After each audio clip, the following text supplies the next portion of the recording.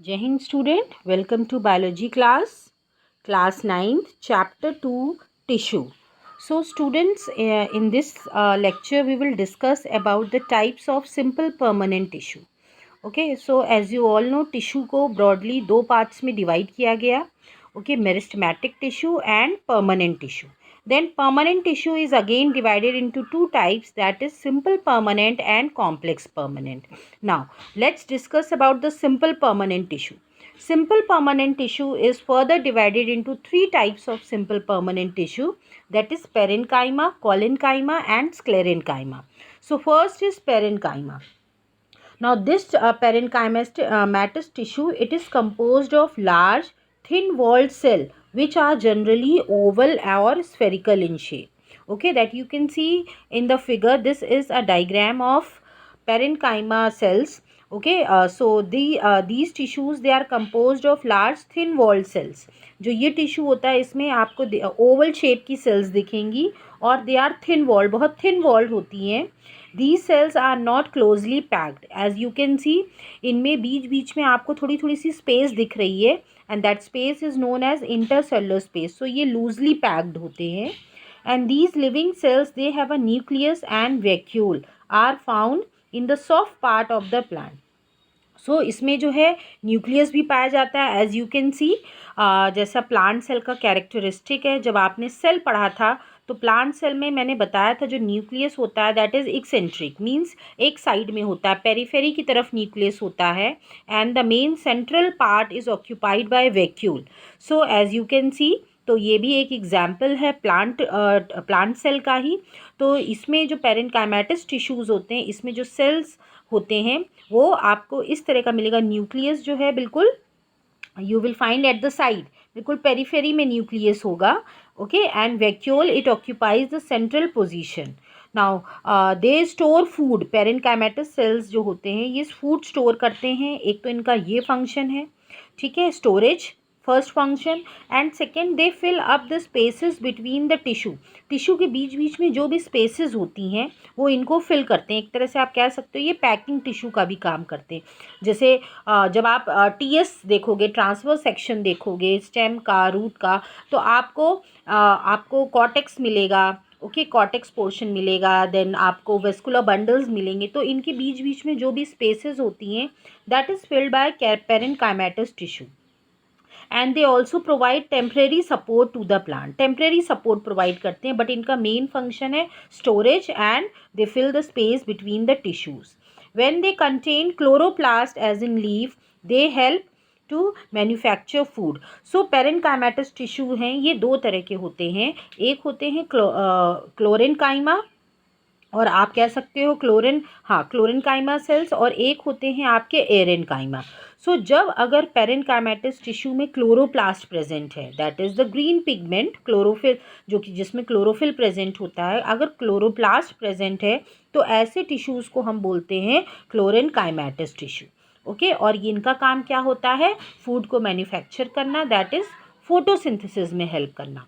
And in case of aquatic plants जो होते हैं उसमें क्या होता है कि जो एरेन्काइमा, जो पेरेन्काइमेटस टिश्यूज़ होते हैं वो जो है वो एरेन्काइमा कहलाते हैं, क्योंकि एरेन्काइमा जो है वो हॉलो सेल्स होते हैं और हॉलो टिश्यूज़ होते हैं जो कि प्लांट को बायंसी देते हैं, जिससे कि प्लांट जो है फ्लोट कर सके, वो डूबे ना पानी में. सो इसीलिए जो है इनकी स्टेम आप देखोगे, एक्वेटिक प्लांट्स की स्टेम हॉलो होती है, ठीक है, उनमें बीच बीच में बहुत सारे स्पेसेस होते हैं जिनको हम एरेन्काइमा कहते हैं. Okay, so this is all about parenchyma.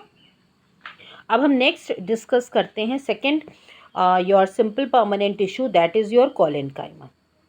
Okay, now collenchyma जो टिश्यू है it is composed of cells that are elongated and thick walled. अब इनमें जो सेल्स पाए जाते हैं आप फिगर में देख सकते हो, ये थिक वॉल्ड होते हैं. पेरेन्काइमा हमने देखा था वो थिन वॉल्ड होते हैं, स्फेरिकल होते हैं, लेकिन ये इलोंगेटेड होते हैं, थोड़ा सा पॉलीगोनल इन शेप्स होते हैं. और इनमें सेलुलोज की थिकनिंग होती है. कॉर्नर्स की बात करें आप देख रहे हो thickening of extra cellular, her corner में जहाँ पे ये ज्वाइन कर रहे होते हैं दूसरे सेल से, आप हर कॉर्नर पे इनमें थिकनिंग होती है। और कौन सी थिकनिंग प्रेजेंट होती है, किस मटेरियल की, सेलुलोज की थिकनिंग होती है। They don't have any intercellular spaces and collenchyma का मेन फंक्शन होता है mechanical support to the plant organs and it is found in leaf stalk also. जो लीफ स्टॉक, लीफ की जो डंडी होती है जहाँ से लीफ अटैच होता है, वहाँ पे ये पाया जाता है below the epidermis of stem. Okay, you must have seen कि जब हम कोई पेड़ से जब आप फूल तोड़ते हो तो आप क्या करते हो, ब्रांच को नीचे पुल करते हो, ठीक है, अपनी तरफ खींचते हो, और उसके बाद जब आप छोड़ देते हो तो वो अपनी पोजीशन पे वापस चली जाती है।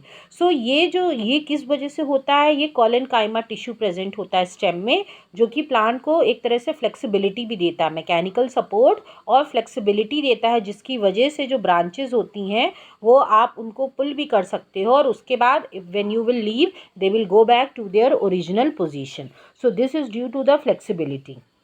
Okay, it help leaf and stem bend without breaking. So that what I have explained कि without breaking, it provides support, protection and flexibility to plant organs. It is generally absent in roots. ये roots में usually absent होता है, ये stem और leaves में पाए जाते हैं, because underground portion जो stem होता है, so it is not required. So ये flexibility देते हैं plants को and mechanical support.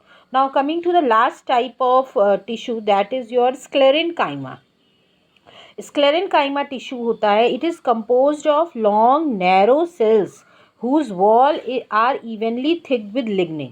Okay, now ये जो है इलोंगेटेड, और हम कह सकते हैं ये थोड़ा सा स्पिंडल शेप के होते हैं स्क्लेरेनकाइमा टिश्यू, और इनकी वॉल जो है वो चारों तरफ से थिकन होती है। इससे पहले हमने कोलिनकाइमा में पढ़ा था कि थिकनिंग जो है वो कॉर्नर्स में प्रेजेंट होती है, और वो थिकनिंग किसकी होती है, सेलुलोज की। लेकिन इसमें यूनिफॉर्मली थिक होता, मतलब चारों तरफ थिकनिंग प्रेजेंट होती है, और थिकनिंग किसकी होती है, लिग्निन एक मटीरियल होता है जिसकी थिकनिंग प्रेजेंट होती है। Okay, now these lignin are the chemical that act like cement, sticking fibres and hardening them. ये सीमेंटिंग मटीरियल की तरह काम करता है, जो कि एक सेल को दूसरे सेल से अटैचमेंट में हेल्प करता है। इसमें कोई भी इंटरसेलुलर स्पेसेस नहीं होती हैं, एंड वेरी इंपॉर्टेंट थिंग, इसमें जो सेल्स होते हैं वो डेड होते हैं, क्योंकि इसमें न्यूक्लियस नहीं पाया जाता है। पेरेनकाइमा और कोलिनकाइमा दोनों में न्यूक्लियस प्रेजेंट होता है, but here no nucleus is present. Okay, the cell of this tissue are dead and commonly seen in husk of coconut plant. Okay, अब जो हस्क होता है, आपने कोकोनट जो है नारियल देखा होगा, जो ऊपर की उसकी छाल होती है, सो वहाँ पे ये प्रेजेंट होता है, जो कि उसको रिजिडिटी देता है, बहुत वो हार्ड होती है, उसको छीलने में बहुत टाइम लगता है। ओके, तो हस्क, उसको हस्क हम बोलते हैं।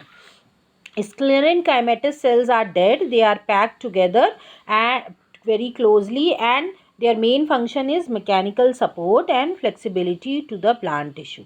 और ये कहाँ कहाँ पाए जाते हैं, आपका स्टेम हुआ, वेन्स हुई लीव्स की, देन हार्ड कवरिंग्स होती है, सीड के ऊपर जो हार्ड कवरिंग होती है, नट्स जैसे आपका अखरोट है, बादाम है, तो और आपका कोकोनट के ऊपर जो ऊपर लेयर होती है, ठीक है, ये सब किसकी बनी होती है, स्क्लेरेनकाइमेटस टिश्यू की बनी होती है।